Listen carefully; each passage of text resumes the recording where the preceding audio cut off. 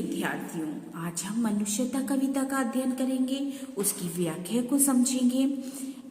इस कविता के कवि हैं मैथिली शरण गुप्त जी, जिसमें वह जीवन के सत्य को बताते हैं कि मनुष्य तब तक पूर्ण मनुष्य नहीं कहलाता जब तक उसके अंदर मनुष्यता का भाव ना हो। यानी मनुष्य वही है जिसके अंदर मनुष्यता का भाव है। आइए कविता की व्याख्या को समझते हैं। पहले पद का भाव हम समझते हैं। विचार लो कि मृत्यु हो, न मृत्यु से डरो कभी, मरो परंतु यू की याद तो करे सभी। हुई न यूं सो मृत्यु तो व्यथा मरे व्यथा जिए, मरा नहीं वही कि जो जिया न आपके लिए। यही पशु प्रवृत्ति है कि आप ही चरे, वही मनुष्य है कि जो मनुष्य के लिए मरे। कवि कहते हैं विचार लो कि मृत्यु हो, ये मान लो, ये समझ लो, विचार लो मतलब ये समझ लो कि जीवन का सत्य क्या है, मृत्यु। कि मृत्यु जीवन का सत्य है। जिनको जीवन प्राप्त हुआ है वह जीवन में मरेंगे। मृत्यु माने मृत्यु, यानी विचार लो कि मृत्यु की, ये तुम अपने को अच्छे से समझ लो कि मृत्यु क्या है, सत्य है। जिसने जन्म लिया है वह मरेगा भी। न मृत्यु से डरो कभी, कि मृत्यु से कभी भी भय नहीं करना चाहिए, मृत्यु से डरना नहीं चाहिए, क्योंकि वो तो जीवन का सत्य है।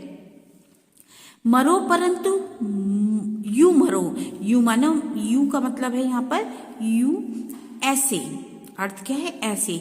मरो परंतु यू मरो, कि याद तो करे सभी, कि अगर तुम्हें मरना है, सब लोगों को पता है कि जीवन का सत्य क्या है, मृत्यु है, कि हर व्यक्ति को मरना है, लेकिन मरना, एक मरना कि लोग तुमको याद करें, एक मरना कि लोग आपको निंदा से याद करें, आपकी बुराइयों की वजह से आपको याद करें। तो कहते मरो परंतु यू मरो, जब मरना है तो इस प्रकार मरो कि याद तो करे सभी, कि मृत्यु तो सबको मरना है एक दिन, लेकिन वो मृत्यु जिसमें सब आपको आपके जाने के बाद याद करें।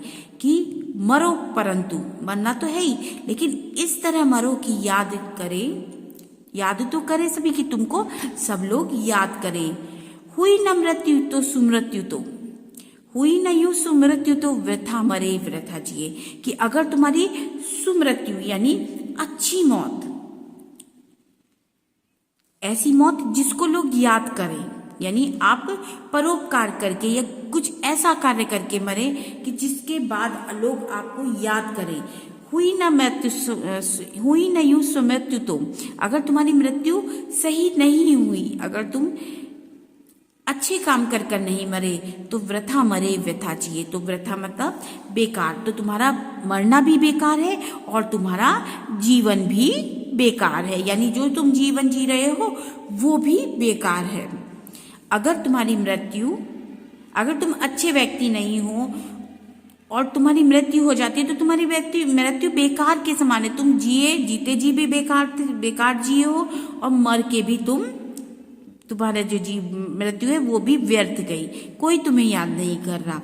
मरा नहीं वही जो कि जिया ना आपके लिए, आपके लिए मतलब अपने लिए, मरा नहीं वही की जो, कि उसका मरना बेकार है, कि उसका मरना नहीं है जो अपने लिए जीता है। जो सिर्फ अपने लिए जिएगा, ऐसे व्यक्ति की मृत्यु भी, उसका मरना भी बेकार है और उसका जीना भी बेकार है, क्योंकि वो चला गया तब भी लोग उसकी बुराइयां कर रहे हैं कि बहुत ही स्वार्थी था। कि अपने लिए अगर आप जीते हैं या अपने लिए आप मरते हैं तो वो दोनों ही चीज व्यर्थ है। यही पशु प्रवृत्ति है। ये किसका प्रवृत्ति मतलब, ये तो किसका व्यवहार है, पशु का व्यवहार है। जो जानवर है, जानवर का ये व्यवहार होता है, आप ही चरे, कि वह स्वयं चरता है, कि वह आता है, स्वयं अपना जीवन यापन करता है और फिर इस दुनिया से चला जाता है। स्वयं ही चरे, आप ही चरे, यानी अपने आप ही वो चरे। वो जीवन में आता है, खाता है, पीता है, जो कार्य क्रिया करनी होती करता है और उसके बाद चला जाता है। वही मनुष्य है कि जो मनुष्य के लिए मरे। कि हम पशु नहीं हैं जो अपने स्वार्थ के लिए जिए, हम क्या हैं, हम मनुष्य हैं, और मनुष्य वही मनुष्य कहलाता है जो मनुष्य के लिए मरे, जो परोपकार के लिए मरे, जो दूसरों पर दया करे, जो दूसरों पर उपकार करे, वह व्यक्ति मनुष्य कहलाने का अधिकारी होता है। इसका अर्थ दोबारा से देखिए, विचार लो कि मृत्यु हो। ये बात जान लीजिए कि जीवन का सत्य क्या है, मृत्यु है। न मृत्यु से डरो कभी, कि मृत्यु से तुम्हें कभी नहीं डरना चाहिए। मरो परंतु यूं मरो, कि तुम्हें मरना तो है ही, लेकिन इस प्रकार मरो, याद तो करे सभी, कि तुमको सारी दुनिया याद करे। हुई न यूं सो मृत्यु तो, अगर तुम्हारी मृत्यु ऐसे व्यक्ति की नहीं हुई जो जिसे लोग याद करें। सुमृत्यु माने अच्छी मृत्यु। अच्छी मृत्यु का तात्पर्य यानी दूसरों का परोपकार करते हुए, है ना। तुम्हारे हृदय में दूसरों के प्रति कोई स्नेह नहीं है, प्रेम नहीं है, तो उसको कहा हुई ना यू सुमृत्यु तो, अगर तुम्हारी अच्छी मृत्यु नहीं हुई है कि तुम्हें लोग याद करें, तो वृथा मरे वृथा जिए, तो तुम्हारा जी मृत्यु भी बेकार है और तुम्हारा जीवन भी जीना बेकार है। मरा नहीं वही की जो जिया न आप के लिए, कि मरा नहीं, आज तक वो व्यक्ति कभी नहीं मरा इस संसार से जो दूसरों के लिए जिया है। जो व्यक्ति अपने आप के लिए नहीं जीता, दूसरों के लिए जीता है, वो व्यक्ति आज भी जीवित है, लोगों के दिलों में जीवित है। जो व्यक्ति परोपकारी होता है, जो दूसरों पर उपकार करता है, वो व्यक्ति मरने के उपरांत भी जीवित रहता है। किसके, कैसे? दूसरों के हृदयों में। पुस्तक में, जैसे महात्मा गांधी जी थे, समाप्त हो गए, मृत्यु को प्राप्त हो गए, लेकिन आज भी जीवित हैं, यानी पुस्तकों में जीवित हैं, हम लोगों के हृदय में जीवित है। ठीक, ये एक उदाहरण दिया था मैंने आपको। मरा नहीं वही कि जो जिया ना आपके लिए, कि वो व्यक्ति कभी नहीं मरता जो आप अपने लिए नहीं जीता। यही पशु प्रवृत्ति है, कि पशुओं का तो यही व्यवहार है, उनका तो जीवन ही यही है, आप ही चरे, कि वो सिर्फ स्वार्थ में ही अपने आप ही जीवन यापन करते हैं। वही मनुष्य है कि जो मनुष्य के लिए मरे, और मनुष्य वही है जो दूसरे मनुष्य के लिए मरता है। जिस व्यक्ति के अंदर परोपकार की भावना होती है, या दूसरों के दुख को समझने का ज्ञान होता है, या दूसरों के दुख को समझने के लिए हृदय होता है, ऐसा व्यक्ति ही मनुष्य होता है। कि मनुष्य वही कहलाएगा जिसके हृदय में दूसरों के प्रति प्रेम होगा। आइए दूसरा पद देखते हैं। उसी उदार की कथा सरस्वती बखानती, उसी उदार से धरा कृतार्थ भाव मानती, उसी उदार की सदा सजीव कीर्ति कूंजती, तथा उसी उदार को समस्त सृष्टि पूजती। अखंड आत्म भाव जो असीम विश्व में भरे, वही मनुष्य है कि जो मनुष्य के लिए मरे। उसी उदार, उदार मतलब महान, श्रेष्ठ। ठीक, जिस व्यक्ति के अंदर, जो व्यक्ति महान होता है, उस व्यक्ति की, जो व्यक्ति परोपकारी होता है, महान कहलाएगा। देखिए, वही व्यक्ति श्रेष्ठ कहलाएगा जो दूसरों की भलाई करेगा, जो दूसरों के लिए अपने जीवन को कुर्बान करेगा, है ना। जो व्यक्ति स्वार्थी ना होकर निस्वार्थ भाव से परोपकार करे, उस व्यक्ति को महान कहा जाएगा। तो यहाँ पर है उसी उदार की कथा सरस्वती बखानती, कि सरस्वती भी, यानी किताबों में भी सरस्वती का यहाँ पर तात्पर्य है कि जो किताबें हैं, सरस्वती का रूप माना जाता है पुस्तकों को। तो वो ये कहते हैं उसी उदार की कथा सरस्वती बखानती, कि सरस्वती की पुस्तकों में भी उसी का जिक्र होता है। बखानना यानी उसी के बारे में जिक्र होता है, उसी के बारे में कहा जाता है, जो कैसा हो, जो महान व्यक्ति हो। उसी महान व्यक्ति की कथा, महान व्यक्ति के जीवन के बारे में कौन बखानती है, कि पुस्तकों में देखने को मिलता है। जो व्यक्ति इस प्रवृत्ति का होता है, जो महान व्यक्ति होते हैं, जो उदार व्यक्ति होते हैं, उन व्यक्तियों की कथा का पुस्तक भी उनका गुणगान करती हैं। उसी उदार से धरा कृतार्थ भाव मानती, और ये जो पृथ्वी है, जो पृथ्वी पर रहने वाले लोग हैं, उसी उदार, उसी महान व्यक्ति के कृतार्थ मानते हैं, कि धरती उस खुद को कृतार्थ मानती है कि ऐसा व्यक्ति ने उस पर जन्म लिया। कृतार्थ माने उपकार मानती है, कि वो उसका उपकार मानती है पृथ्वी, कि ऐसे व्यक्ति ने उस पर जन्म लिया। धरा मतलब पृथ्वी का प्राय है ये, ठीक है। तो पृथ्वी भी ऐसे व्यक्ति का उपकार मानती है कि ऐसे महान व्यक्ति ने उस पर जन्म लिया जो दूसरों की भलाई के बारे में सोचता है।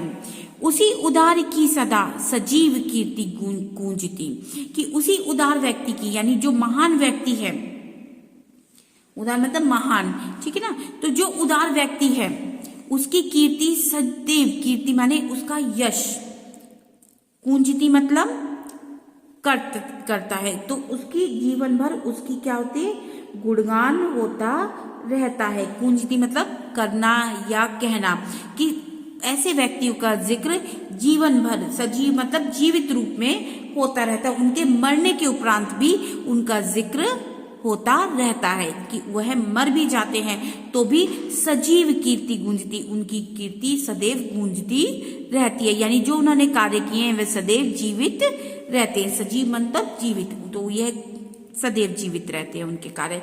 तथा उसी उदार को समस्त सृष्टि पूजती, और ऐसे व्यक्ति को सारा संसार, सृष्टि मतलब सारा संसार पूजता है। समस्त माने सारा, सृष्टि माने संसार, ठीक है।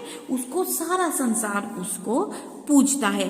अखंड आत्मभाव जो असीम विश्व में भरे, अखंड मतलब जिसके टुकड़े ना किए जाएं, आत्मभाव अपनी आत्मा का भाव, जिसकी आत्मा में ये भाव हो कि जिसके टुकड़े ना किए जाएं, असीम विश्व में भरे, ऐसा आत्मा जो भेदभाव रहित भावना सारे विश्व में भर दे, समस्त विश्व में भर दे, असीम माने पूरे विश्व में भर दे, वही मनुष्य है जो मनुष्य के लिए मरे। और ऐसा ही व्यक्ति मनुष्य कहलाने का अधिकारी है जो मनुष्यता के लिए मरे, जो दूसरों के परोपकार के लिए मरे। एक बार फिर से इसका अर्थ देखें। उसी उदार की कथा सरस्वती बखानती, ऐसे व्यक्ति जो उदार, महान, श्रेष्ठ व्यक्ति हैं, उनकी कथा को कौन बखानता है? उनकी कथा पुस्तकों में दिखाई देती है, पुस्तकें उनकी का गुणगान करती हैं। उसी उदार से धरा, ऐसे व्यक्ति, ऐसे उदार महान व्यक्ति से धरा कृतार्थ भाव मानती, जो पृथ्वी है वो उपकार मानती है कि उन्होंने उस पर जन्म लिया, ऐसे व्यक्तियों ने।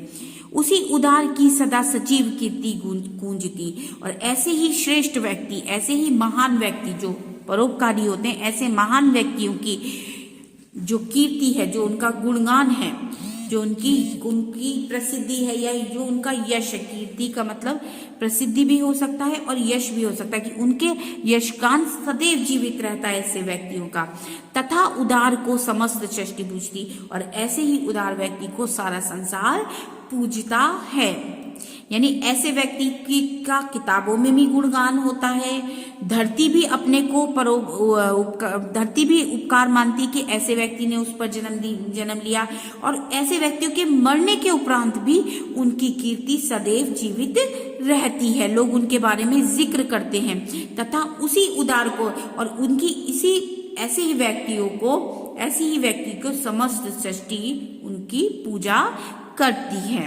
अखंड आत्मभाव जो असीम विश्व में भरे, जो बिना भेदभाव के, जिसके टुकड़े ना की जाए, ऐसा व्यक्ति जो बिना भेदभाव के, जो भेदभाव की भावना से रहित, भेदभाव की भावना से रहित इस संसार को एक सूत्र में बांधता है, वही मनुष्य है जो किसी में भेदभाव नहीं करता है। ठीक है, एक सूत्र में बांधने का काम करता है, किसको?